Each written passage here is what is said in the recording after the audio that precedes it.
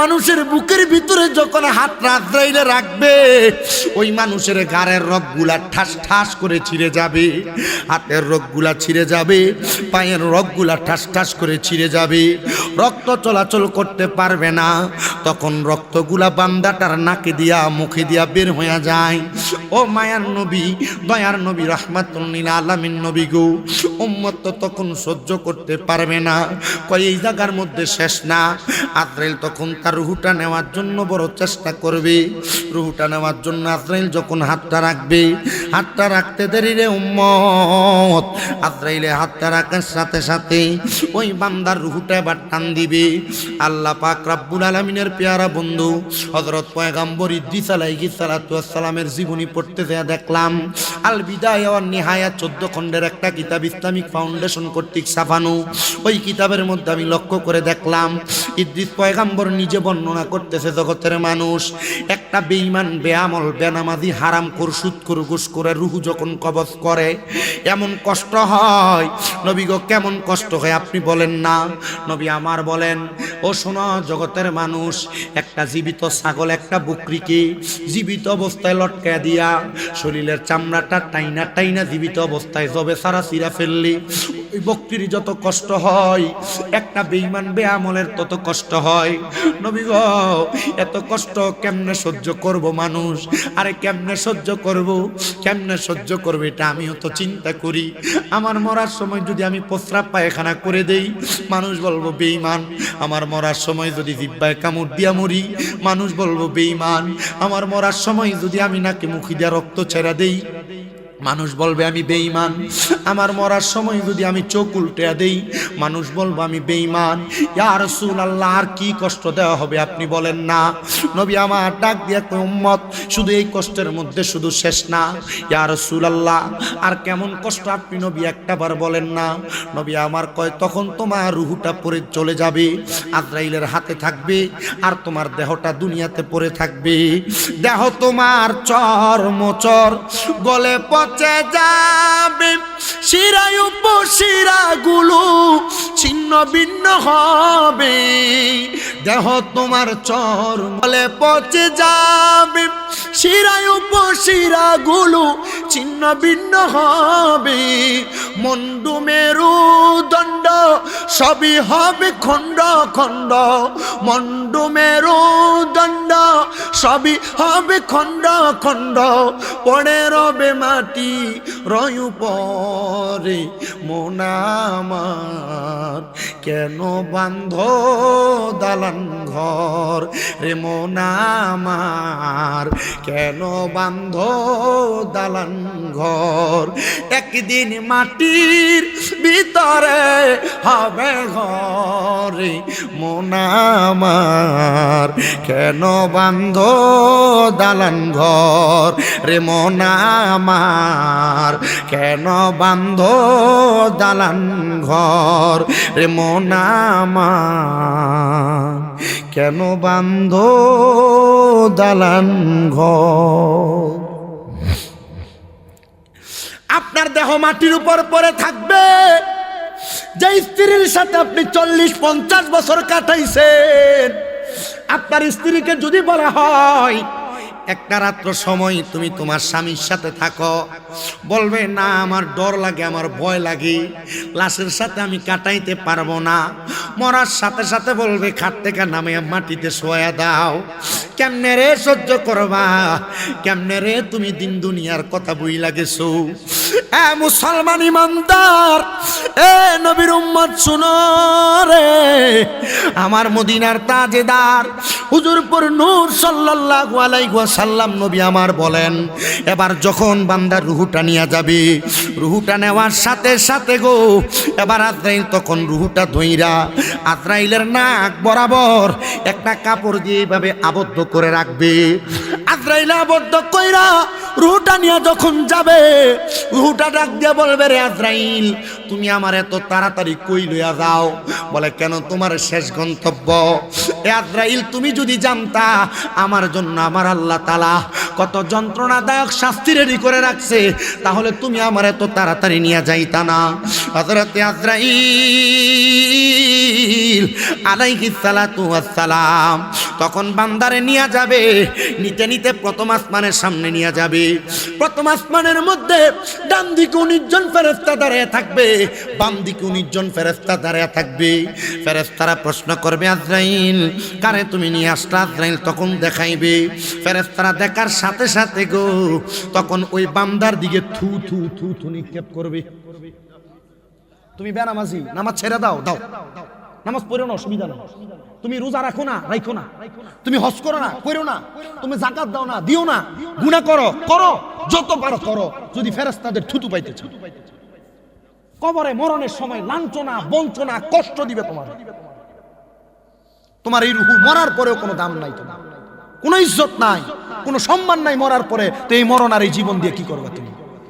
আমার হাতগুলার মধ্যে চাপ দিয়া ধরে কই, হুজুর আমাদের মা বাবা আমাদেরকে কোরআন শিখাইতে পারে নাই হুজুর গো, এজন্য আমরা চোখের পানি ফালায়া কান্দি।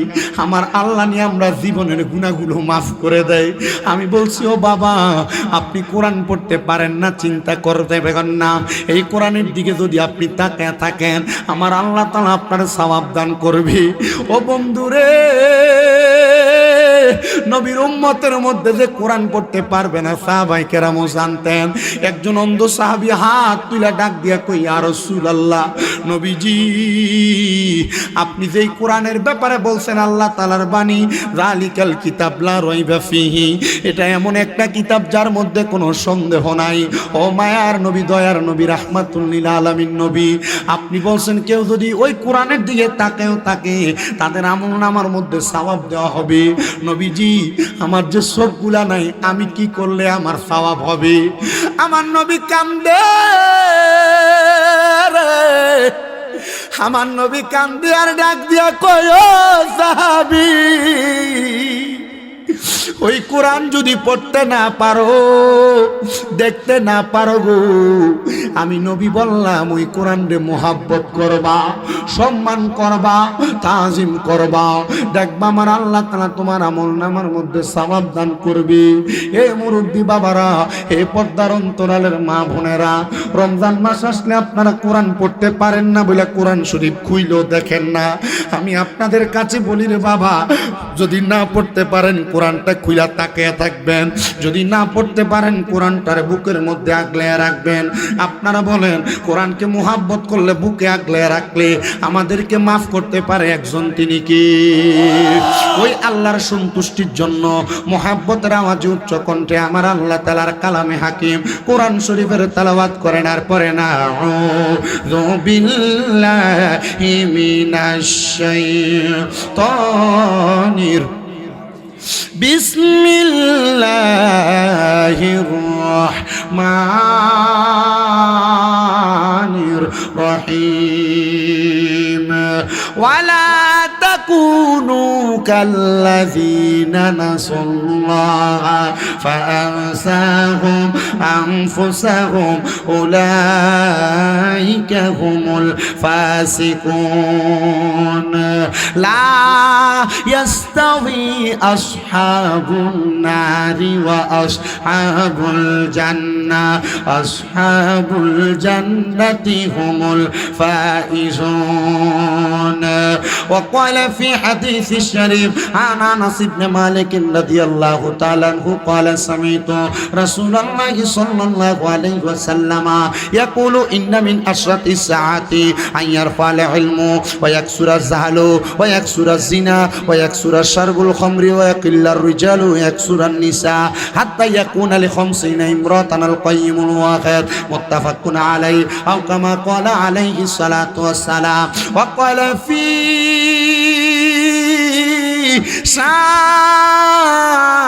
شان حبيبه ومحبوبه ومعشوقه مخبرا وآمرا إن ইন্নাল্লাহা ওয়া মালাইকাতাহু ইউসাল্লুনা আলান النبي يا أيها الذين آمنوا صلوا عليه وسلموا تسليما اللهم صل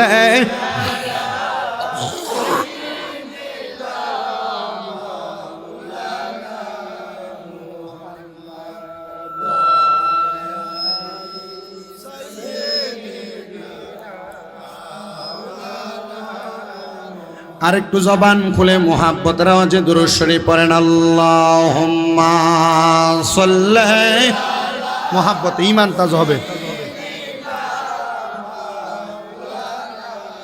মুহাম্মদ ওয়া আলা আলি সাইয়্যিদিনা নূর নবীজির ফসিনা মুবারক মেশকের চাইতে আরো সুগ্রাণ সাহাবীরা আতর রূপে করতেন তাহা ব্যবহার আল্লাহুম্মা সাল্লি জোরে জোরে ঈমান তাজা হবে মাওলানা মুহাম্মদ ওয়া আলা আলি সাইয়্যিদিনা ও গো আল্লাহর হাবিবুল্লাহ আপনার নাহি তুলনা আপনার নূরের পরশ লেগে ইয়াসরিব হইল মদিনায় আল্লাহুম্মা সাল্লি মারহাবা মারহাবা মাওলানা মুহাম্মদ ওয়া আলা আলি সাইয়্যিদিনা মুহাম্মদ লা ইলাহা লা যিকর লা ইলাহা লা কালমা লা ইলাহা লা যিকর লা ইলাহা হাসবি রব্বি জাল্লাল্লাহ ফরন মাফি কলবি গায়রুল্লাহ বলেন হাসবি রব্বি জাল্লাল্লাহ মাফি কলবি গায়রুল্লাহ নূর মুহাম্মদ জোরসে নূর মুহাম্মদ ও লা ইলাহা ইল্লাল্লাহ লা ইলাহা ভালো লাগে লা ইলাহা জবান খুলে লা ইলাহা নামাজ রোজা সাইর না কেহ মা বাবার খেদমত সাইর না বলে নামাজ রোজা সাইর না কেহ মা বাবার খেদমত সাইর না আমার নবীর দুরূদ বইল না বলেন নবীর আমার নবীও তোমায় ভুলবে না লা ইলাহা লা জোরে লা ইলাহা হায়রে অনেক দূরে মদিনা আমরা কেমনে যাব জানি না আপনারা বলেন বাবার আমরা মদিনা যাইতে চাই কি চাই না যারা যারা যাইতে চাই ডান হাত তুলে আমার আল্লাহরে দেখাই আর জবানটা খুলে জোরে একটা তাকবীর দেন নারে তাকবীর মুহাব্বতের আওয়াজে বলেন নারে রিসালাত ও বাবা এ আওয়াজ দিয়া কেমনে মদিনা যাবে আমার বুঝে আসে না এটা দিয়া কোন রকম সিলেট ওসমানী এয়ারপোর্টও যাওয়া যাবে না মদিনা যাইতে হইলে এমন একটা আওয়াজ দেওয়া লাগবো যে আওয়াজ দিতে হযরতে বেলাল রাদিয়াল্লাহু তাআলা আনহু হযরত বেলাল কয় জগতের মানুষ আমি আযান দিতাম মক্কায় আমার আল্লাহ তাআলা আমার আযানের ধ্বনি শুনা সূর্য উঠাইয়া দিত হযরত বেলাল কয় জগতের মানুষ আমি আযান দিতাম মদিনায় মদিনার মানুষগুলা তাকায়া দেখতো রে। আমি বেলাল যখন আজান দিতাম মদিনার মানুষগুলা দৌড়াইয়া দৌড়াইয়া আমার দয়াল নবীর পেছনে নামাজ আদায় করার জন্য চলে আসতো। আমার আল্লাহ তাআলার হাবিব মুহাম্মদুর রাসূলুল্লাহ সাল্লাল্লাহু আলাইহি ওয়াসাল্লাম ওই বেলালরে বড় মোহাব্বত করতেন। একদিন কবির রজনী তাইকা সকালের মানে একবারে সূর্য উদয় শুভে সাদিক শেষ হইয়া গেছে, কিন্তু সূর্য উদয় হয় না। আমার মদিনার কামলিওয়ালা দয়াল নবী রাহমাতুল লিল আলামিন নবী আমার আল্লাহর দরবারে ফরিয়াদ জানায়, মাবুদ ও দয়াল আল্লাহ, এখনো পর্যন্ত মদিনাতে সূর্য কেন ওঠে না? আমার আল্লাহর পক্ষ থেকে আওয়াজ আসে, বন্ধু নবী গো, হযরত বেলাল তো আজকে ফজরের আযানটা দেয় নাই। নবী গো, বেলাল যতক্ষণ পর্যন্ত আযান না দিবে ততক্ষণ পর্যন্ত সূর্য উদয় হবে না। জোরে জোরে কোন সুবহানাল্লাহ। ভাইও, হযরত বেলাল যখন আযান দিত আমার আল্লাহর আরশ মুআল্লা পর্যন্ত পৌঁছায়া দিত। হযরত বেলাল গায়ের জোর দিয়ে আযান দিত না।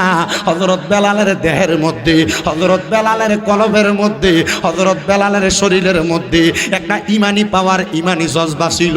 এমন নূরজাহানপুরের ভাই বাবারা জবানটা খুলে একটা তাকবীর দিবেন। যদি অন্তরে প্রেম থাকে, ইশক থাকে, জবানটা ছেড়ে দিয়ে মোহাব্বত একটা তাকবীর হবে। কারা কারা মদিনা যাইতে চাই ডান হাতটা তুলে আমার আল্লাহর দেখান, আর জবানটা খুলে জোরে তাকবীর হবে। নারে তাকবীর, নারে রিসালাত, শাহজালালের তলোয়ার, সুন্নি মহাসম্মেলন। মদিনা যাইতে চাইতো ইনশাআল্লাহ। হ্যাঁ বাবারা, আমি আপনাদের কাছে মদিনা যাওয়ার একটা ফজিলতের কথা বলি, মনটা দিয়া শোনেন। আল্লাহর নবী কয়, মানজারা কাবরি ওয়াজাবাত লাহু শাফাতি ইয়াউমাল কিয়ামা। নবী কয়, উম্মত রে, যেই ব্যক্তি আমি নবীর রওজা মোবারক জিয়ারত করলো তার জন্য সুপারিশ করা আমি নবীর জন্য ওয়াজিব হইয়া যায়। ভাইও, এই এলাকার মধ্যে টাকাওয়ালার অভাব নাই, সম্পদওয়ালার অভাব নাই, ধন সম্পদের মালিকের অভাব নাই, কথা কন্যা ঠিক কিনা?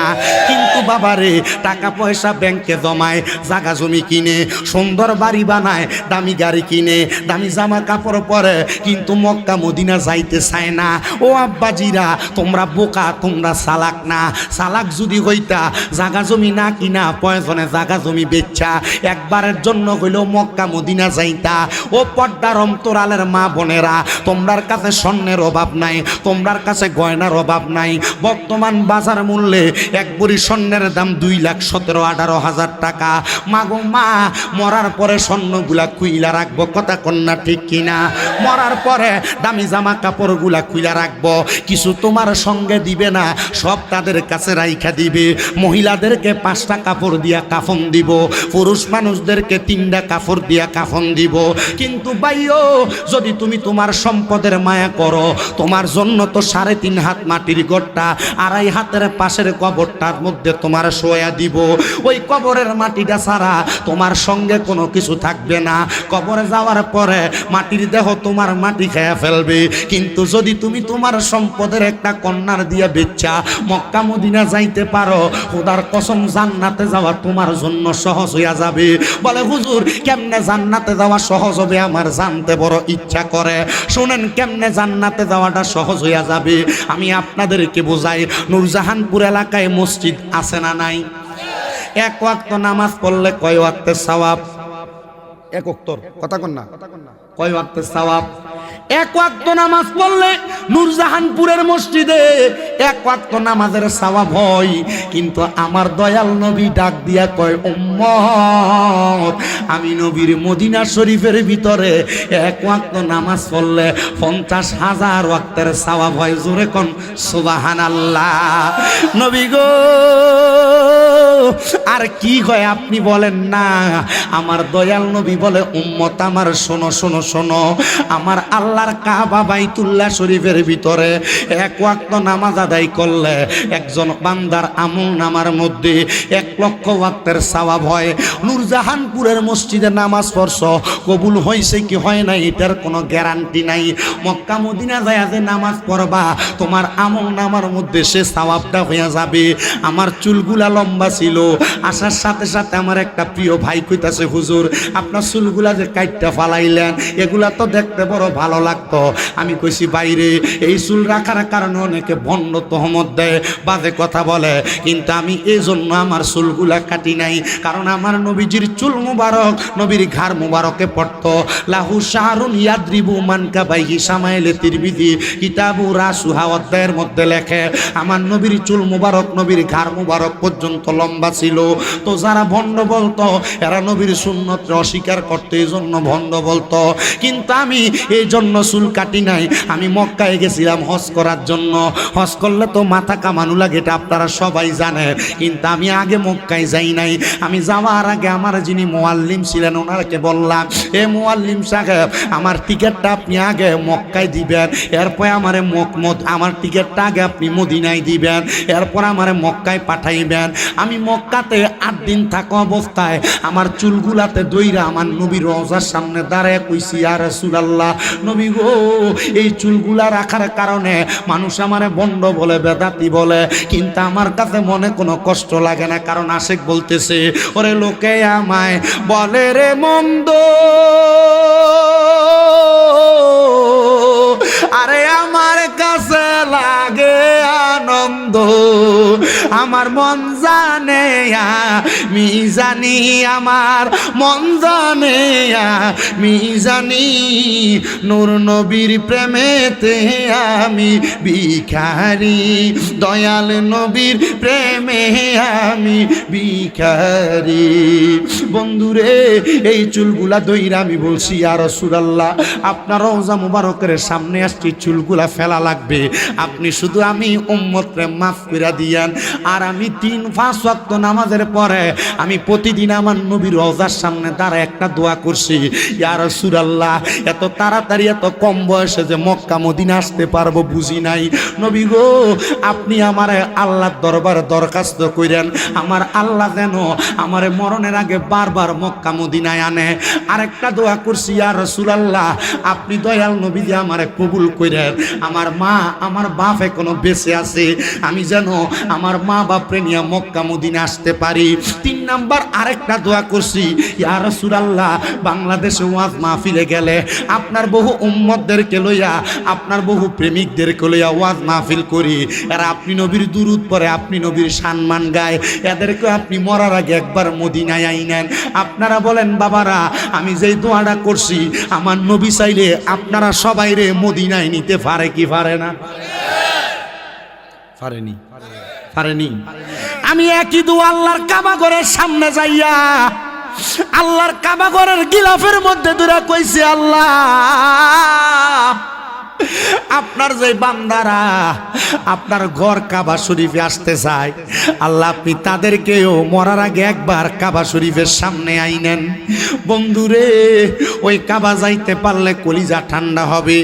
অনেক সন্তানেরা তাদের জায়গা জমি বেচা মা বাপরে হজে ফাটাইতে চায় না। এরে বাবা, তুমি চিন্তা করো, জায়গা জমি বেচা যদি মা বাপরে হজে পাঠায়, তাহলে আমার সম্পদ আইব কই থেকে? আরে সম্পদের চিন্তা তুমি করা লাগবে না রে, তোমার মা বাপ তো তোমার সবচাইতে বড় সম্পদ। এই সম্পদ হারা হয়ে গেলে তুমি দুনিয়া আখেরাতে কোনো জায়গায় কোনো দাম পাইবা না। মা বাপ যদি মক্কা মদিনা যাইয়া আল্লাহর কাবা ঘরের গিলাফটার ভিতরে ধরে দোয়া করে, খোদার কসম রে, যে জায়গা বেচা মা বাপরে ফাটাইবা, এর চাইতে বেশি সম্পদ আমার আল্লাহ তোমার দান করব। এবার বলেন বাবারা, যে মক্কার এত দাম এত সম্মান, আমরা সবাই ওই মক্কা মদিনা যাইতে চাই কি চাই না? যারা যারা যাইতে চাই জবান খুলে জোরে জোরে পড়েন, দয়াল আল্লাহ দয়া করেন, দয়া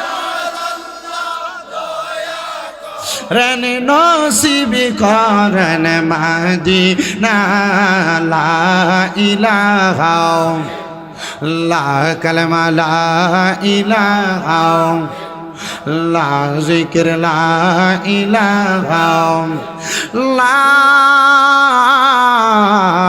ইলাহা ইল্লাল্লাহু মুহাম্মাদুর রাসূলুল্লাহ সাল্লাল্লাহু আলাইহি ওয়াসাল্লাম। আসেন আমার ভাই বাবারা বন্ধুরা, জবানটা ছেড়ে দিয়া মুহাব্বতের আওয়াজে আমার আল্লাহর একটু ইসমে জাতের জিকির করি। আল্লাহ আল্লাহ আল্লাহ আল্লাহ আল্লাহ আল্লাহ আল্লাহ আল্লাহ আল্লাহ আল্লাহ আল্লাহ আল্লাহ দমে দমে জফরে নাম আল্লাহ আল্লাহ দমে দমে মারহাবা আল্লাহ আল্লাহ দমে দমে জফরে নাম আল্লাহ আল্লাহ দমে দমে মারহাবা আল্লাহ আল্লাহ জবানটা খুইলা আল্লাহ আল্লাহ। আসিলে তুফান ভাঙবে না ঘরের বান, আসিলে তুফান ভাঙবে না ঘরের বান, মন পাখি উড়া যাইব নিজুম জঙ্গলায় দমে দমে মারহাবা আল্লাহ আল্লাহ। কেবা তোমার বইন ভাই সঙ্গের সাথী কেহ নাই, কেবা তোমার বইন ভাই সঙ্গের সাথী কেহ নাই, পর পারে যাইবার বেলা কাউরে পাইবা না গা মারহাবা আল্লাহ আল্লাহ দমে দমে মারহাবা আল্লাহ আল্লাহ আল্লাহ। একজন জিন্দা নবী শুইয়া আছে গো মদিনার শহরে নবী গো, আর কি দেখা হবে নি জীবনে মাশাআল্লাহ আল্লাহ আল্লাহ আল্লাহ আল্লাহ নবী গো আর কি দেখা হবে নি জীবনে মারহাবা আল্লাহ আল্লাহ। আমরা নিদিরা যাইতে সময় কাটে গো নবী আপনার দরুদ পড়ে নবী গো, আর কি দেখা হবে নি জীবনে মারহাবা আল্লাহ আল্লাহ আল্লাহ আল্লাহ নবী গো আর কি দেখা হবে নি জীবনে মারহাবা আল্লাহ আল্লাহ। আপনি মেহেরবান গো নবী, আপনি মেহেরবান ও গো নবী, আপনি মেহেরবান মারহাবা আল্লাহ আল্লাহ।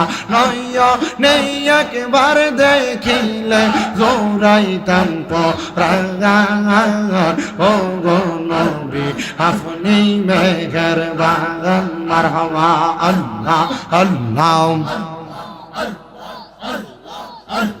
কত কষ্ট করলা নবী ওহুদের ময়দান, দন্ত মুবারক শহীদ করলো কাফের বেঈমান ও গো নবী, আপনি মেহেরবান মারহাবা আল্লাহ আল্লাহ। লা ইলাহা ইল্লাল্লাহু মুহাম্মাদুর রাসূলুল্লাহ সাল্লাল্লাহু আলাইহি ওয়াসাল্লাম। সবাই পড়ি সাল্লাল্লাহু আলাইহি ওয়াসাল্লাম। আমি আর ডাইনে বামে যাচ্ছি না, ডাইরেক্ট আমার আলোচনার ধারাবাহিকতায় ঢুকতেছে। আমার বাবারা, আপনাদের কাছে আমি আমার কয়েকটা কথা শোনায়া দিই। এই দুনিয়াতে আমরা কেউ চিরস্থায়ী বাসিন্দা না, আমরা সবাই একদিন দুনিয়া ছেড়ে বিদায় হয়ে যাব। আপনারা বলেন, আমরা বিদায় হওয়ার পরে আমাদেরকে নাকে কানে তুলা দিয়া গোসল করায়া, যেই সাদা মার্কিন কাপড় পরাইয়া দিবে, পরাইয়া চারজনে চার কান্দে কইরা আমরা জানাজার নামাজ পড়াইয়া একটা ঘরের মধ্যে নামাইয়া দিবে। ওই ঘরটার নামটা কি? কবরের কথা স্মরণ করতে অসুবিধা হয়, জোরে কইলে অসুবিধা হয়। আমি আজকে যে ওয়াজ করবো, এই ওয়াজ আপনার এলাকার বহু সুদখোররা বেজার হইব। আমি যে ওয়াজ করবো আপনার এলাকার বহু গোশখোররা বেজার হইব। আমি যে ওয়াজ করবো, এই ওয়াজ করলে আপনার এলাকার বহু হারামখোররা বেজার হইব। আমি যে ওয়াজ করবো আপনার এলাকার বহু সান্দাবাজারা বেজার হইব। আচ্ছা, যদি আমি এই ওয়াজ করলে তারা যদি সুদখোর গোশখোররা বেজার হয়, আপনার কোনো অসুবিধা আছে? কারণ এরারে কিছু কওয়ার দরকার আছে। আমরা সমাজের মানুষ যে বালা হইছে সুদখুট্টিরে ধরে নিয়ে মসজিদের সভাপতি বানায়, সুদখুট্টিরে ধরে নিয়ে এলাকার মসজিদের সর্দার বানায়, সুদখুট্টিরে ধরে নিয়ে এলাকার নেতা বানায়। আপনারা কথা কন না, আছে না নাই? আর আমারও একটু চিন্তা করতে একটু খুব কষ্ট হয়, এই সুদখুর ঘুষখুর হারাম খুঁটি কেমন বেজ্জুইতে আর বেশরম হারাম খাই এলাকায় সর্দারি করতে যায়। এমন বহু সর্দারও এলাকায় আছে, এক কাপ চায়ের কাছে বেচা হইয়া বিচারে ঘুরে এলায়। এমন সিটের মার্কা সর্দার এলাকায় আছে না নাই?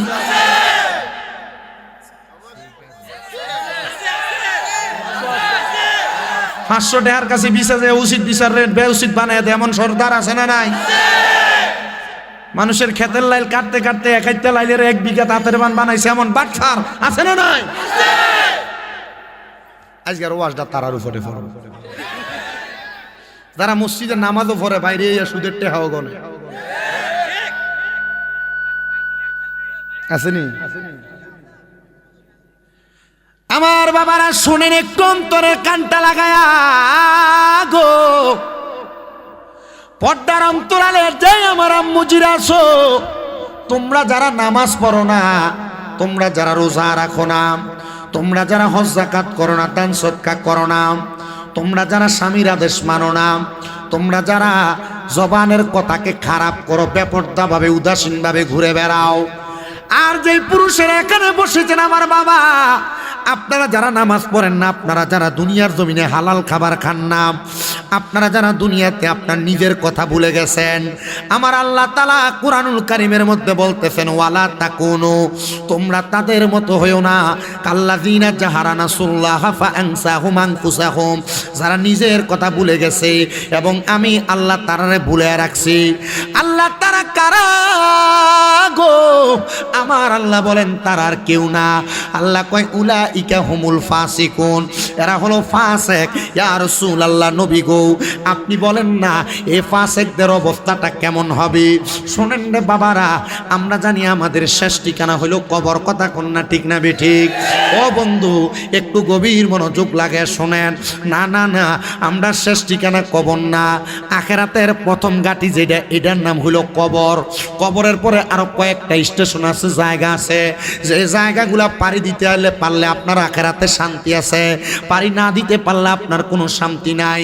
মনে রাখবেন, কবরের পরে আপনার একটা জায়গা আছে যেটার নাম হলো হাসর, হাসরের ময়দানের পরে একটা জায়গা আছে যেটার নাম হলো মিজান, মিজানের পরে একটা জায়গা আছে যে জায়গাটার নাম হলো ফুলসেরাত। এই ফুলসেরাতটা পাড়ি দিতে পারলে ফুলসেরাতের ডাইনে এবং বামে 2টা জায়গা আছে, একটা জায়গার নাম জান্নাত, আরেকটার নাম হলো জাহান্নাম। নবী গো ইয়া রাসূলুল্লাহ, ইয়া হাবিবাল্লাহ, জান্নাত তো অনেক পরের রাস্তা, তো আমরা দুনিয়ার জমিন থেকে যখন মারা যাব আমাদের অবস্থাটা কেমন হবে? আরে জান্নাতের ফয়সালা আমার আল্লাহ তাআলা দুনিয়াতে একটা বান্দারে করে দিবে রে মুরব্বি আব্বুজিরা। জান্নাতীকে জাহান্নামীকে হাসরের ময়দানে যাচাই বাছাই করা লাগবে না, জান্নাতীকে জাহান্নামী এটারা যাচাই বাছাই হয়ে যাবে দুনিয়ার মধ্যে। বলে হুজুর কেমন করে জানতে চাই? কেমন করে? একটু মনোযোগ দিয়ে শোনো বাবারা। দেখবা নূরজাহানপুরের, সিলেটের গোলাপগঞ্জের, শরীফগঞ্জ এলাকার অনেক মানুষ মারা যায়, যারা মারা যাওয়ার সময় দেখবেন বিছানাতে প্রস্রাব পায়খানা করে দেয়, মরে না? অনেক মানুষ মারা যায়, মারা যাওয়ার সময় নাকি মুখি দিয়ে রক্ত বের হয়ে যায়।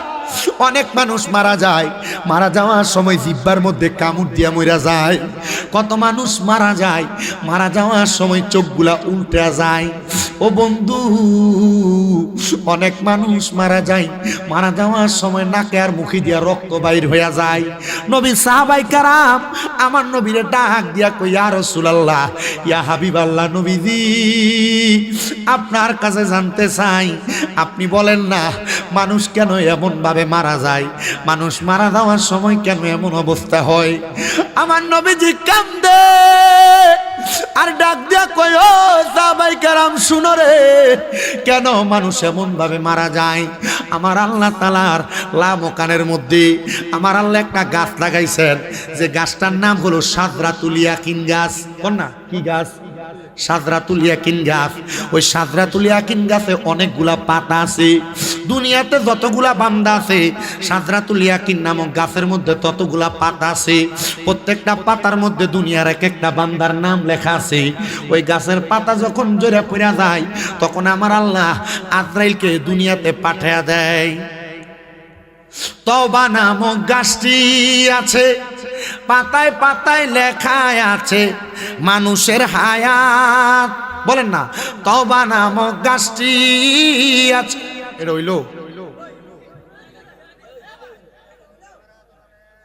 তওবা নামক গাছটি আছে, পাতায় পাতায় লেখা আছে মানুষের হায়াত। ওরে সেই পাতাটা ঝরে গেলে মৃত্যুর নিশান আসবে চলে।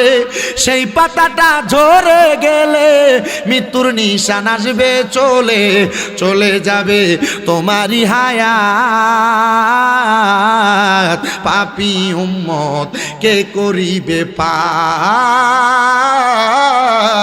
পাপী উম্মত কে করিবে পার। বলেন কঠিন হাসরের দিনে আখিরি নবীজি বিনে পাপী উম্মত কে করিবে পার। নবী বলবে আবু বকর, মারহাবা কইতেন না? আবু বকর কে? ইসলামের 1 নাম্বার সাহাবী। জোরে কোন সুবহানাল্লাহ। নবী বলবে আবু বকর তুমি লো দুজকের খবর। নবী বলবে আবু বকর তুমি লো দুজকের খবর। উম্মত নি দুজকে যায় আমার, পাপী উম্মত কে করিবে পার, পাপী উম্মত কে করিবে পার। নবী বলবে ওসমান গনি তুমি লো কাউসারের পানি। নবী বলবে ওসমান গনি তুমি লো কাউসারের পানি। উম্মতের করাও না আহার, পাপী উম্মত কে করিবে পার। বলো আর, পাপী উম্মত কে করিবে পার। ফুলসেরাতের কঠিন পারে হযরত ওমর যাও না চলে। ফুলসেরাতের কঠিন পুলে হযরত ওমর যাও না চলে। ওমর যাও মিজানে রোপাল্লায়, পাপী উম্মত কে করিবে পার। আমরা সুন্নিদেরকে উপাধি দেয়, বলে সুন্নিরা নবী নবী করতে করতে নবীর সম্মান এত বাড়ায়, এরা নবীর সম্মান রে আল্লাহর উপরে উঠায়। না না না, নবীর সম্মান বাড়াইছে আল্লাহ। আল্লাহ কয় ওয়ারাফানা লাকা যিকরাক। ও বন্ধু নবী, আপনার শান, আপনার জিকির, আপনার মানকে আমরা বাড়াইছি। আমরা কেন নবী নবী করি শোনো। ও সুন্নি জনতারা, তোমরা কেন নবী নবী করো শোনো। শাহজালাল ইয়ামিনী কেন নবী নবী করছে শোনো। শাহপরান ইয়ামিনী কেন নবী নবী করছে শোনো। কারণ সুন্নিরা জানে নবী নবী করার একটাই মাত্র কারণ, যখন আমার নবীজি দুনিয়াতে আগমন করে নাই, আলমে আরো হাতে ছিল, আমার নবী নবী উম্মত উম্মত করছে। আমার নবী যখন আমার আল্লাহর ফেরেশতার মিটিং এর মধ্যে বসছে, আমার নবী উম্মত উম্মত করছে। নবী যখন মায়ের গর্ভে ছিল, আমার নবী উম্মত উম্মত করছে। নবী যখন মায়ের গর্ভ থেকে দুনিয়াতে আগমন করছে, আমার নবী সাজদাতে পড়া উম্মত উম্মত করছে। নবী যখন দুনিয়ার 63 বছর জিন্দেগি কাটাইছে, আমার নবী উম্মত উম্মত করছে। আমার দয়াল নবী যখন দুনিয়া থেকে আমার নবী বিদায় হয়ে রওজা মুবারকে চলে গেছে, আমার নবী এখনো পর্যন্ত উম্মত উম্মত করে। কিয়ামতের আগ পর্যন্ত আমার নবী উম্মত উম্মত করতে থাকবে। হাসরের ময়দানে উম্মত উম্মত কইয়া গুনাহগার উম্মতদেরকে বাঁচাইবো। আমরা সুন্নিরা এই জন্য নবী নবী করি, কারণ আমরা জানি নবী আমার উম্মত উম্মত করে। দুনিয়ার কোন বাতিল ফেরকা যদি আমাদেরকে নবী নবী করা বন্ধ করাইতে চায়, খোদার কসম বন্ধ করতে পারবে না। কারণ সুন্নিদের রক্ত শিরায় শিরায় আমার মদিনার কামলিওয়ালা দয়াল নবীর নাম লেখায় আছে।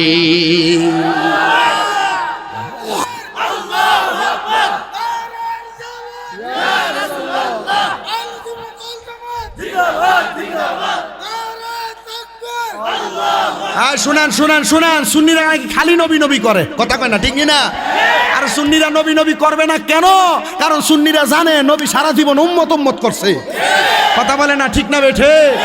আমরা নবী নবী করলেই দোষ, আমরা নবী নবী করলেই দোষ। আরে দোষ না, প্রমাণ হবে ময়দানে মাশরে, কবরে রাখার পরে দেখা যাবে রাহমাতুল লিল আলামিন নবী বলবে, এই উম্মত নবী নবী করে কবরে আসছে, আমি নবীর কুল মুবারকে নিয়া আমার উম্মতের নাজাতের তরিতে উঠায়া জান্নাতে পৌঁছায়া দিব, জান্নাতে পৌঁছায়া দিব, জান্নাতে পৌঁছায়া দিব।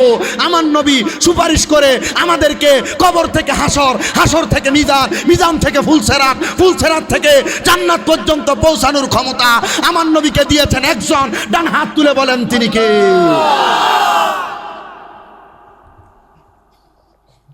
ওই নবীর পাগল হইলে অসুবিধা আছে? আজকের মাহফিল যে এলাকার মানুষ সাজাইছে নবীর প্রেমে পাগল হইয়া, আমরা বিশ্বাস কি কেউ টাকা দিব এই জন্য?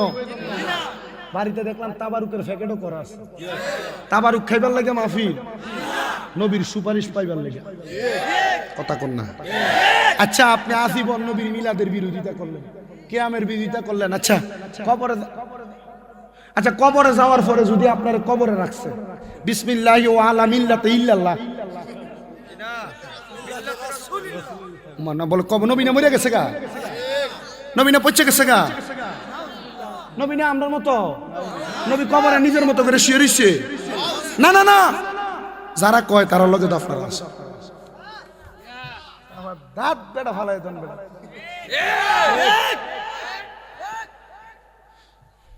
নবী কবরে আসবে কি আসবে না? বিসমিল্লাহি ওয়া আলা মিল্লাতে রাসূলিল্লাহ। নবী তো মদিনায়, নূরজাহান ফুরাইবো কেমনে? উত্তর দেশ না?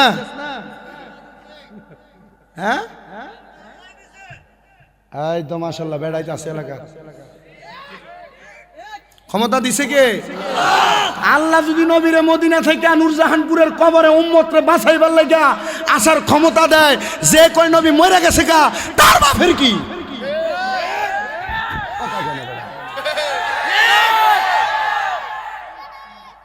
তোমরা ফোলা ভেন্ডি কি ঘুমাই গেছো গা? ঘুমাইস না। আমার কয়েস মিয়ার মামা যে কলজা বুনা দিয়ে ভাত খাবাইছে, এটা ওয়াজ এমনই বাইরে কয়েসের শাসি না মামি নিয়ে মনে হাদিও দিয়ে দিচ্ছে ঘরে ঢুকে, আলাদা বিষয়টা, মোহাব্বত আছে এটা, আর আমার কাম নাই। ওই তো নি ওই তো বলে ওই তো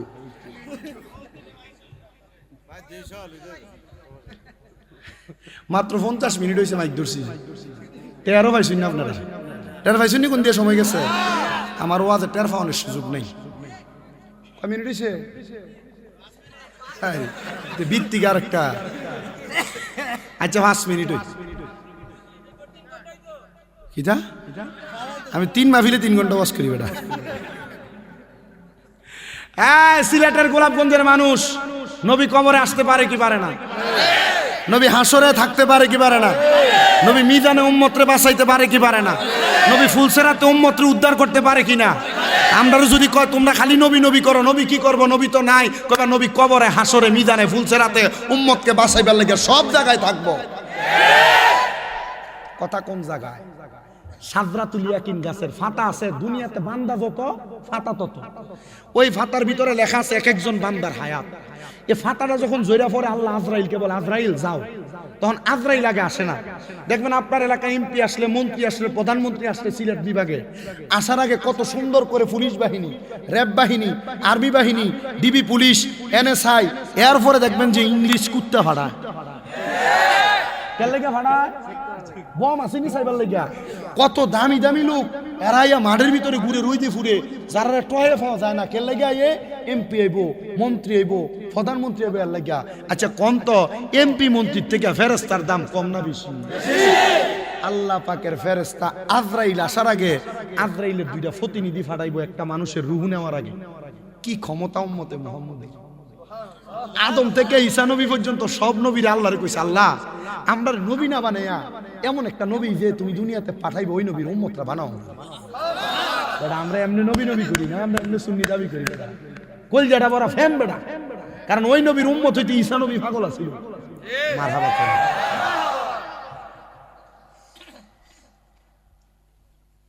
আজরাইল আলাইহিস সালাতু ওয়াস সালাম আসার আগে আমার আল্লাহ তাআলার ফেরেশতা দুইজন প্রতিনিধি আগমন করবে, যাদের চোখগুলা হবে নীল রঙের। কি রং? নীল রঙের চোখওয়ালা দুইজন ফেরেশতা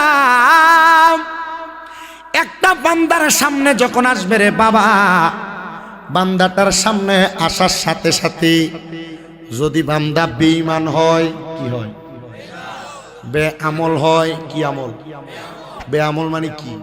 নামাজ পড়ে না, রোজা রাখে না, হজ করে না, যাকাত দেয় না, দান সদকা করে না, সুদ খায়, ঘুষ খায়, পরের হক মেরা খায়, মানুষ ওজনে কম দেয়, গালিগালাজ করে, মিছা কথা কয়, মানুষের জমি দখল করে, ক্ষেতের লাইল কাটে। যদি মানুষটা এমন বেআমল টাইপের হয় রে, আজরাইলের আগে দুইটা ফেরেশতা যখন আইব, ফেরেশতাদের চোখের কালার দেখা বান্দা ভয়ে বিছানাতে প্রস্রাব পায়খানা করে দিব। কেন মরার সময় প্রস্রাব পায়খানা করে একটু শোনেন আব্বা। যখন বান্দা প্রস্রাব পায়খানা করে দিবে না মামা, ওই বান্দাটা ঈমান নিয়ে মরার মতো আর কোনো গ্যারান্টি হুজুর আসেনি। কারণ ওযু শেষ, ওযু সুইটা গেলে ঈমান নিয়ে মরতে পারবে না। কারণ যারা রহমতের ফেরেশতা তখন তারা বেওযু নাফাক জায়গাতে থাকে না। আমি আমার নূরজাহানপুরের প্রত্যেকটা যুবক যারা প্রস্রাব করে পানি নাও না, কুকুর যেমন দাঁড়ায়া প্রস্রাব করে তুমিও তেমন দাঁড়ায়া প্রস্রাব করো। কুকুর আর তোমার মাঝে কোনো তফাৎ নাই রে বাবারা। তোমরা যারা প্রস্রাব করে পানি নাও না, রাস্তার পাশে দেয়ালের কর্নারে গাছের নিচে বসে বসে হঠাৎ করে প্রস্রাব করে দাও। পর্দার অন্তরালের আমার মা, আপনারা যারা বেশিক্ষণ সময় অপবিত্র থাকেন গো, আমি আপনাদের কাছে একটু মনোযোগ দিয়ে শোনার কথা বলি মা। অপবিত্র থাকলে যদি আপনি অবস্থায় মারা যান, আপনার মরণটা ঈমানের সাথে মরণ হবে না। এই জন্য পবিত্র থাকবেন সর্বদা, যেন আপনি পবিত্র অবস্থায় অ্যাক্সিডেন্ট করেও যদি মারা যান, গাছের থেকে পড়েও যদি মারা যান, পবিত্র অবস্থায় যদি আপনি বিদ্যুৎ স্পটেও মারা যান, পবিত্র অবস্থায় আপনি যদি কোনো জায়গার মধ্যে অ্যাক্সিডেন্টলি মারা যান, আপনার মরণটা শহীদের মরণ হয়ে যাবে। কিসের মরণ? ইয়া রাসূলুল্লাহ, নবী গো, আপনার কাছে জানতে চাই, যখন বান্দাটা প্রস্রাব করে দিবে নবী, তখন কি অবস্থা হবে গো নবী আমার? বলেন শুনো রে, যখন বান্দা প্রস্রাব করে দিবে, এবার বান্দাটার সামনে মালাকুল মাউত আজরাইল আলাইহিস সালাতু ওয়াস সালাম আসবে। মনে রাখতে হবে একটা কথা, আজরাইলের নাম কিন্তু মালাকুল মাউত না, ওনার নাম শুধু আজরাইল আলাইহিস সালাতু ওয়াস সালাম। কখন মালাকুল মাউত হয়েছে একটু শোনেন। আল্লাহ তাআলার চারজন স্পেশাল ফেরেশতা, স্পেশাল ফোর্স, একটা হলো জিব্রাইল আমিন, একটা মিকাইল, একটা হযরত ইসরাফিল, একটা হযরত আজরাইল। আজরাইল ছিল চারজন ফেরেশতার সবচাইতে ছোট ফেরেশতা। কিন্তু আমার আল্লাহ যখন দুনিয়াতে কোনো মানুষ বানান নাই, আল্লাহ হযরত জিব্রাইলকে দুনিয়াতে পাঠাইছেন মাটি নেওয়ার জন্য। জিব্রাইল আলাইহিস সালাতু ওয়াস সালাম মাটির মধ্যে যখন হাতটা রাখছেন, মাটি ডাক দিয়া বলে, জিব্রাইল আমারে তুমি নিও না, কারণ আমারে দিয়ে আদম বানাইবো, আদম দুনিয়াতে মারামারি করব, ঝগড়া ফাসাদ দ্বন্দ্ব করব, আমি এগুলা সহ্য করতে পারবো না। জিব্রাইল মায়া করে আর মাটি নেয় নাই, ফিরে গেছেন। মিকাইল আলাইহিস সালাতু ওয়াস সালাম আসছেন, যিনি আমাদের রিজিক তালাশ করে বন্টন করে।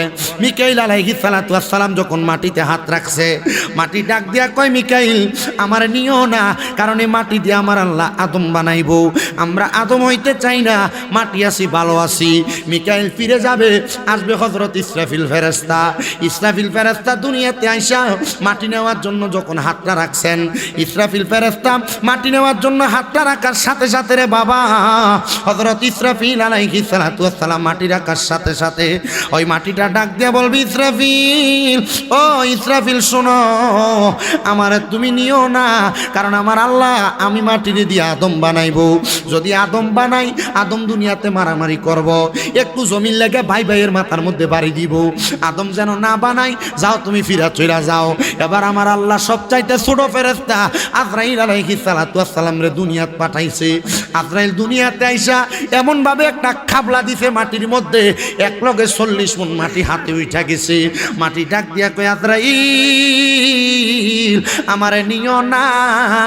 আমার আল্লাহ তাআলার ফেরেশতা আজরাইল ডাক দিয়া কয়, খবরদার, আমার মনিবের হুকুম, আমার মনিবের হুকুম বাদ দিয়া আমি তুমি মাটির হুকুম মানতে পারবো না।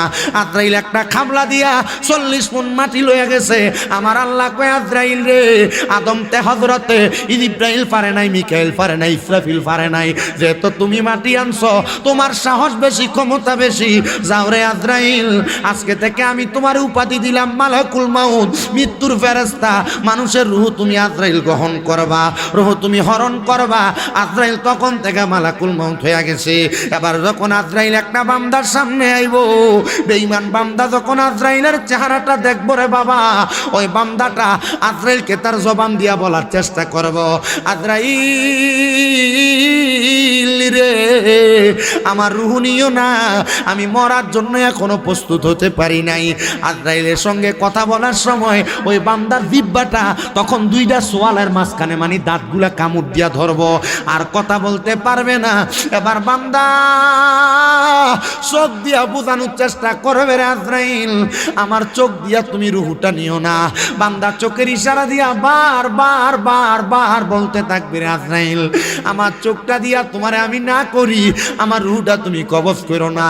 আজরাইলের এমন ভয়ঙ্কর চেহারা, এমন বিকট চেহারা দেইকা বান্দার চোখগুলা উল্টায়া কালো মণিটা ভিতরের দিকে ডুইকা যাবে, তখন বান্দা চোখটা উল্টায়া দেয়। আহারে, এবার বান্দা কথা বলতে পারে না, চোখের ইশারাও দিতে পারে না। আজরাইলের সাথে সাথে বুকটার ভিতরে একটা থাবা দিব। এ নূরজাহানপুরের বাবা গো, চিন্তা করে দেখো রে, আজরাইল যখন থাবা দিব, যে হাতে 40 মণ মাটি আটে, ওই হাতটা যদি একটা মানুষের বুকের উপরে রাখে কেমন লাগবে? আমার নবী কই, উম্মত,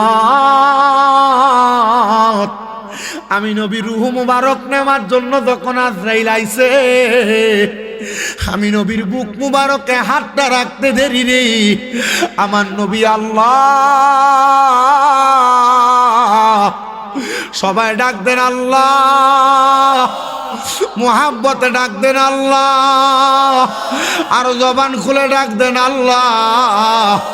আমার নবী একটা চিৎকার মারছে, আল্লাহ, এই হাত এত ওজন, আমার উম্মতের রূহ নেওয়ার সময় এই হাতটা যদি রাখে আমার উম্মত সহ্য করতে পারবে না। মাবুদ রে, আমার উম্মত সহ্য করতে পারবে না। আমার আল্লাহ কইতে, নবী গো, ওমানাতানি দাখালাল জান্নাহ, আপনার উম্মত যদি আপনার ইতাআত করি, আপনার কথা শুনা চলে, আপনার উম্মত জান্নাতে যাবে, তাদের কেমন কষ্ট দেওয়া হবে না? তাহলে কাদেরকে দেওয়া হবে? কই ওমানাসানি ফাকাদ আবা, যারা ইতাআত করে নাই, যারা গোমরা হইছে তারারে। নবীজি গো, ও মায়ার নবী, আপনি কোনো টেনশন করবেন না। আরে, একটা মানুষের বুকের ভিতরে যখন হাত আজরাইলে রাখবে, ওই মানুষের গাড়ের রগগুলা ঠাস ঠাস করে ছিঁড়ে যাবে, হাতের রগগুলা ছিঁড়ে যাবে, পায়ের রগগুলা ঠাস ঠাস করে ছিঁড়ে যাবে, রক্ত চলাচল করতে পারবে না। তখন রক্তগুলা বান্দাটার নাকে দিয়া মুখে দিয়া বের হয়ে যায়। ও মায়ার নবী, দয়ার নবী, রাহমাতুল লিল আলামিন নবী গো, উম্মত তো তখন সহ্য করতে পারবে না। কয় এই জায়গার মধ্যে শেষ না। আজরাইল তখন তার রূহটা নেওয়ার জন্য বড় চেষ্টা করবে। রূহটা নেওয়ার জন্য আজরাইল যখন হাতটা রাখবে, হাতটা রাখতে দেরি রে উম্মত, আজরাইলে হাতটা রাখার সাথে সাথে ওই বান্দার রূহটা এবার টান দিবে। আল্লাহ পাক রব্বুল আলামিনের পেয়ারা বন্ধু হযরত পয়গম্বর ইদ্রিস আলাইহিস সালাতু ওয়াস সালামের জীবনী করতে যেয়ে দেখলাম আল বিদায়া ওয়ান নিহায়া 14 খণ্ডের একটা কিতাব ইসলামিক ফাউন্ডেশন কর্তৃক ছাপানো। ওই কিতাবের মধ্যে আমি লক্ষ্য করে দেখলাম ইদ্রিস পয়গাম্বর নিজে বর্ণনা করতেছে জগতের মানুষ একটা বেঈমান বেআমল বেনামাজি হারামখোর সুদখোর ঘুষখোরের রূহ যখন কবজ করে এমন কষ্ট হয়। নবী গো কেমন কষ্ট হয় আপনি বলেন না।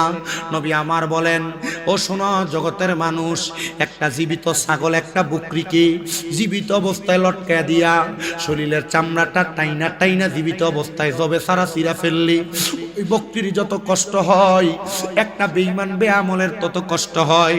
নবী গো এত কষ্ট কেমনে সহ্য করব মানুষ? আরে কেমনে সহ্য করব, কেমনে সহ্য করবে এটা আমিও তো চিন্তা করি। আমার মরার সময় যদি আমি প্রস্রাব পায়খানা করে দেই মানুষ বলবো বেঈমান। আমার মরার সময় যদি জিহ্বায় কামড় দিয়া মরি মানুষ বলবো বেঈমান। আমার মরার সময় যদি আমি নাকে মুখি দিয়া রক্ত ছেড়া দেই মানুষ বলবে আমি বেঈমান। আমার মরার সময় যদি আমি চোখ উল্টে দেই মানুষ বলবো আমি বেঈমান। ইয়া রাসূলুল্লাহ আর কি কষ্ট দেওয়া হবে আপনি বলেন না। নবী আমার ডাক দিয়া কয় উম্মত শুধু এই কষ্টের মধ্যে শুধু শেষ না। ইয়া রাসূলুল্লাহ আর কেমন কষ্ট আপনি নবী একটাবার বলেন না। নবী আমার কয় তখন তোমার রূহটা পড়ে চলে যাবে, আজরাইলের হাতে থাকবে আর তোমার দেহটা দুনিয়াতে পড়ে থাকবে। দেহ তোমার চর্মচর গলে পচে যাবে, শিরায় উপশিরাগুলো ছিন্ন ভিন্ন হবে। দেহ তোমার চর্মলে পচে যাবে, শিরায় উপশিরাগুলো ছিন্ন ভিন্ন হবে। মন্ডু মেরুদণ্ড সবই হবে খণ্ড খণ্ড, মন্ডু মেরুদণ্ড সবই হবে খণ্ড খণ্ড।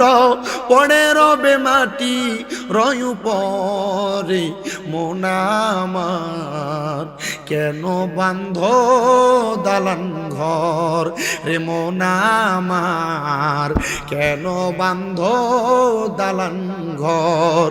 একদিন মাটির ভিতরে হবে ঘরে মন আমার কেন বান্ধ দালান ঘর রে মন আমার কেন বান্ধ দালান ঘর রে মন আমার কেন বান্ধ দালান ঘর। আপনার দেহ মাটির উপর পড়ে থাকবে। যে স্ত্রীর সাথে আপনি 40-50 বছর কাটাইছেন আপনার স্ত্রীকে যদি বলা হয় একটা রাত্র সময় তুমি তোমার স্বামীর সাথে থাকো, বলবে না আমার ডর লাগে আমার ভয় লাগে, লাশের সাথে আমি কাটাইতে পারবো না। মরার সাথে সাথে বলবে খাট থেকে নামে মাটিতে শোয়া দাও। কেমনে রে সহ্য করবা? কেমনে রে তুমি দিন দুনিয়ার কথা বইলা গেছো? এ মুসলমান ইমানদার, এ নবীর উম্মত শুনো রে, আমার মদিনার তাজেদার হুজুরপুর নূর সাল্লাল্লাহু আলাইহি ওয়াসাল্লাম নবী আমার বলেন এবার যখন বান্দার রূহটা নিয়ে যাবে, রূহটা নেওয়ার সাথে সাথে গো এবার আজরাইল তখন রূহটা ধইরা আজরাইলের নাক বরাবর একটা কাপড় দিয়ে এইভাবে আবদ্ধ করে রাখবে। আজরাইল আবদ্ধ কইরা রূহটা নিয়ে যখন যাবে রূহটা ডাক দিয়ে বলবে রে আজরাইল তুমি আমার এত তাড়াতাড়ি কই লইয়া যাও? বলে কেন তোমার শেষ গন্তব্য? এ আজরাইল তুমি যদি জানতা আমার জন্য আমার আল্লাহ তাআলা কত যন্ত্রণাদায়ক শাস্তি রেডি করে রাখছে তাহলে তুমি আমার এত তাড়াতাড়ি নিয়ে যাইতা না। হযরত আজরাইল আলাইহিস সালাতু ওয়াস সালাম তখন বান্দারে নিয়ে যাবে, নিতে নিতে প্রথম আসমানের সামনে নিয়ে যাবে। প্রথম আসমানের মধ্যে ডান দিকে 19 জন ফেরেশতা দাঁড়িয়ে থাকবে, বাম দিকে 19 জন ফেরেশতা দাঁড়িয়ে থাকবে। ফেরেশতারা প্রশ্ন করবে আজরাইল কারে তুমি নিয়ে আসলা? আজরাইল তখন দেখাইবে। ফেরেশতারা দেখার সাথে সাথে গো তখন ওই বান্দার দিকে থু থু থু থু নিক্ষেপ করবে। তুমি বেনামাজি, নামাজ ছেড়ে দাও, দাও নামাজ পড়ো না, অসুবিধা নেই। তুমি রোজা রাখো না, রাখো না। তুমি হজ করো না, করো না। তুমি যাকাত দাও না, দিও না। গুনাহ করো, করো, যত পারো করো। যদি ফেরেশতাদের থুতু পাইতে চাও, কবরে মরণের সময় লাঞ্ছনা বঞ্চনা কষ্ট দিবে তোমার। তোমার এই রূহ মরার পরেও কোনো দাম নাই তোমার। কোনো ইজ্জত নাই, কোনো সম্মান নাই মরার পরে। তো এই মরণ আর এই জীবন দিয়ে কি করবা তুমি? আপনাদের কষ্ট হইতেছে? ওয়াজ ভালো লাগতেছে? যতক্ষণ বলতেছেন আমি আলোচনা করতেছি, মনে কষ্ট নিয়ে যাবেন না। যেহেতু কষ্ট করে আসছি, বুড়া বৈশা থাকতে থাকতে গাড়িতে এই যে 7-8 ঘন্টা 9 ঘন্টা বৈশা থাকি, এই মাথাটা মনে হয় বুড়া মানুষের মাথার থেকে খারাপ হয়ে গেছে। উপর দিয়ে দেখতে দেখা যায় জোয়ান, ভিতর দিয়ে বুড়া। বউ থাকবো?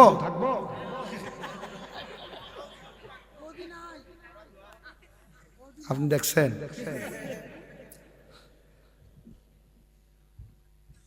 আমার আম্মা জান আজকে 8 মাসের উপর অসুস্থ। 6 মাস। পিএলআইডি অপারেশন হয়েছে, মেরুদণ্ডের হাড়, হাঁটতে খুব কষ্ট হয়। আমার দেশ বিদেশের ভক্তরা আমার আম্মারে বাড়িতে আছে। একজন নরসিংদী বাড়ি অনেক দিন পর্যন্ত করছেন, এখন হোমনাথে বাড়ি একজন খেদমত করতেছে। বরুড়ার আছে, অনেক কুমিল্লার, এরা যে আমার আম্মার খেদমত করে। আপনাদের সিলেটেরও অনেক মহিলারা ফোন দিচ্ছে, হুজুর আপনার আম্মা অসুস্থ, যতদিন লাগে আপনার আম্মা সুস্থ হওয়া পর্যন্ত খেদমত করবো, রাজি আছি। বারবার কইছি, এত দূর থেকে বেরিয়ে নিয়ে লাভ আছে? আমার আম্মার খেদমত করতেছে। আমি ডাক্তারের কাছে যে কইছি, ডাক্তার বহুত পোলাপান আছো, তোমার মা বাবা তোমার কাছে ওষুধের টাকা 100 টাকা খুঁজে নেওয়ার লাগে, তোর কাছে 100 টাকা খুঁজলে তুই তোর বউরে জিঙ্গাস, এরপরে মা বাপের 100 টাকা দিস, তুই বেটটা।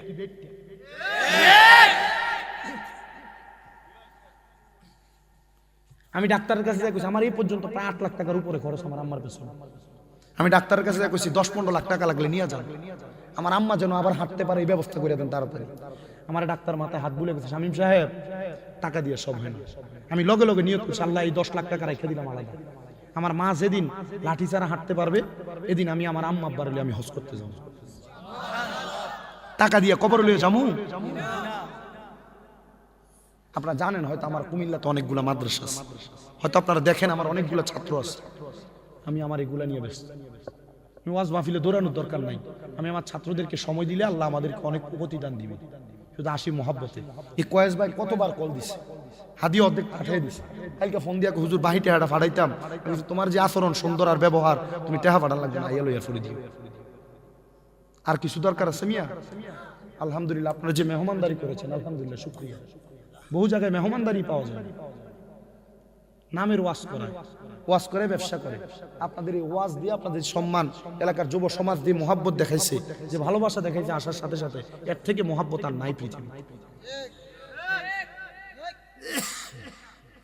শুকরিয়া আদায় করেন আলহামদুলিল্লাহ। এমন আপ্যায়ন করলে কোনো হুজুর ওয়াজ মাহফিল মিস করতো না, পারবো নি? শুধু আইতে আইতে শুধু ওনাফানা করবো, কই জানি যাইতেছি রে।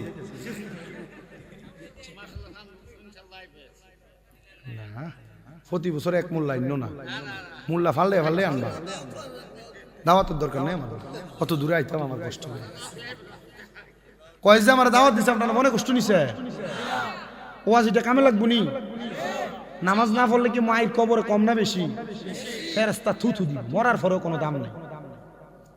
যেটা বেনামাজি এটার মরার পরেও কোনো, যেটা সিগারেট খাও রাস্তা রাস্তা বইয়া বইয়া দাম আছে, হারাম যদি খাই এটি মরার পরে দাম আছে। আপনারা তো মাশাআল্লাহ এটারে নিয়ে মসজিদের সভাপতি বানাই দেন। যদি জিগায় সুদকুরের সভাপতি বানাই লিখার লেগা, এই মাতিস না, সুদকুরে আমরা মসজিদে ছাদ ঢালাই দিবার সময় সবই রড দিছে, এই সুদকুরের সেক্রেটারি বানাইলে কি লেগা, হ্যাঁ মসজিদের টাইস দিতে আছে, এটা সপ্তাহ দিছে, এমন টেহা পয়সার লেগে সুদকুরে ঘুষকুরে মসজিদের সভাপতি সেক্রেটারি বানায়।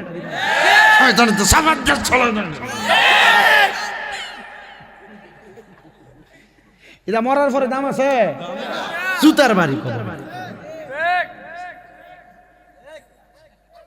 কতক্ষণ কান্দ কতক্ষণ আসো, এডই বালা। কালকে সুদকুট্টি নূরজাহানপুরে দোহানে বইতো না, ঠিক আছে নি? আমার মুল্লা কইতে কথা বলে সত্য, হ্যাঁ, কারণ এলাকার ভিতরে আবার দুই একটা সেন্ডা আছে না, এটা গুতা দিয়া দিয়া কইব, দেখছিস তুই হুজুরে কালকে কি ওয়াজ করছে, ফাটা দিছে, লগে দিয়ে আরেকটা হুইসেল মেরে কইব, লগে দিয়া লবণ মরিচ দিয়ে কইব, হ্যাঁ সুদকুট্টি রে ভালো মতো কইছে।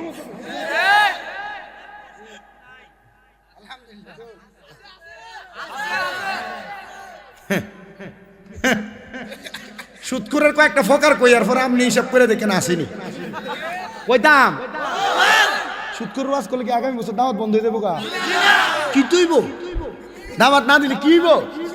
শোনো, এক প্রকার সুদখোর আছে এলাকার, দেখবা 1 লাখে বছরে 30,000 করে নেয়, আসেনি?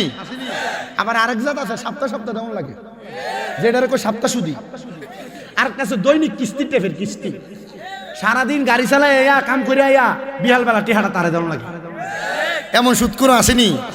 নূরজাহানপুর নাই, অন্য এলাকা আছে। আর বাংলাদেশের এমন কোন এলাকা নাই যে এনে কোন একটা সুদখোর নাই। কেমনে আছে একটু শোনেন। এটার কই বিলের সুদখোর। আর একটা সুদখোর দেখবেন আপনার এলাকার ভিতরে, এখন আর বেড়াইতে খায় না, বাড়ি বাড়ি আমরা চাষিরে সুদে টেহা লাগাই।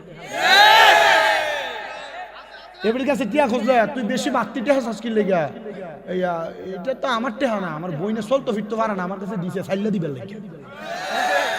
এমন বইনের নাম দিয়ে সুদে টেহা লাগায়, এমন বেটটেন এলাকায় আসেনি? আর একটা সুদখোর আছে, যেটার এলাকায় সুদখোর কইব দেখিয়া এটা এলাকাতে সুদে টেহা লাগায় না। কিটা করবো, পেনশনের টেহাটা হইলে বা জায়গা জমি এক জায়গা দিয়ে বেচা 10 লাখ 15 লাখ 20 লাখ 1 লাখ কইরা এটার ব্যাংকে নিয়ে রাখবো, এটার নাম দিছে এফডিআর। এবার আমরা কোন এলাকাতে আসেনি সুদখোর? আমি সব এটা বেটার যদি দিন কাকা আপনি তো কোনো কামাই রুজি করেন না, চলেন কেমনে? আরে ঘর উদ্যোগ থাক থাক, ইতালে এই তাহলে তোমরা এমনি করলে তো মানছি, তোমরা দিকে চাইতে ফরক কি তৈব বললে আমার মাথা তো আর ভিজাইছে না। ইয়ে যাও না সুমি কি একটা লুঙ্গি আর পাঞ্জাবি দিতে পারত না? পয়সা চাষি যে টেহা দিছে পাঞ্জাবি লুঙ্গি 10 সেট বানান দিছে। মারহাবা কয় না রে, আরো জোরে কম মারহাবা। এই টাকা আমারই দিছে না, আমার মাদ্রাসা ফুলাইনি লেগে দিছে। মারহাবা। তো বাবা যে কথা বলতেছিলাম, বেটা মোট ব্যাংকে টাকা রাখে 10 লাখ 20 লাখ, রাখার পরে মাসে মাসে তুল্লা খায়। 10 লাখ রাখলে 10 বছরের পরে এটা 20 লাখ ডাবল হয়ে জায়গা। এফডিআর আসেনি? আমার এক ব্যাংকের কর্মকর্তা ফোন দিছে, হুজুর আপনার মতো বহুত হুজুর হয়তো এটার শরিয়া বোর্ডে জায়েজ করছে, কিন্তু দালাল হুজুর, এটা এমনি খায় না, ঘুরে ঘুরে সুদের টেহা খায়, এমন আছে না নাই? টেবুলের তলে যাইটা ঘুষ বেড়া। আরেকটা সুদ আছে, এই সুদরা আপনার বউ আপনার ফার্ম দিয়া খাবায়। বলো যে এটা কোনটা দেখবেন আপনার আপনার রাত্রে কয়, তুমি যে যা কামাই করো সব খরচ করে লাও, আমরা জিফুতের একটা ভবিষ্যৎ আছে না, আয়ো আমরা ব্যাংকে একটা ডিপিএস করি না। এই ঠিকটা জোরাই না, কারণ তলে তলে অনেকেই করে রাখছে। আমার এক বক্ত নরসিংদীর হুজুর যেদিন কইছেন ডিপিএস এটা টিহা দিয়া টিহা বাইর করুন হারাম, হুজুর এদিনে তো টিহাটা বিপিএসটা ভাঙ গেলেছি। মনে করছিলাম ডিপিএসটা করে মায়েরা বিয়া দিব, মায়েরা বড় হইতে হইতে ডিপিএস 5-7 লাখ যা হইব। এখন তো যৌতুক দেওয়ার লাগে 5 লাখ, ভবিষ্যতে যদি 10 লাখ দেওয়ার লাগে, এটা 5-7 লাখ হলে বিয়াটা আগাম যাবে। আচ্ছা এই ডিপিএস এর টিহা দিয়া বুঝি তুমি তোমার সন্তানের ভবিষ্যৎ করতে হারাম বেটা।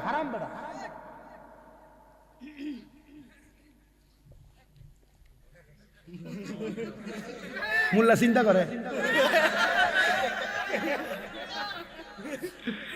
কি হবে আলেম সেজে সমাজেতে, যদি না হক কথা উচ্চ সুরে না বলিতে। 5 আগস্টের পরে বহুত মোল্লারা সুদের ওয়া সাইড হয়ে দিছে। কে লেগে বুঝছেন তো আপনারা বুঝেন আছে না?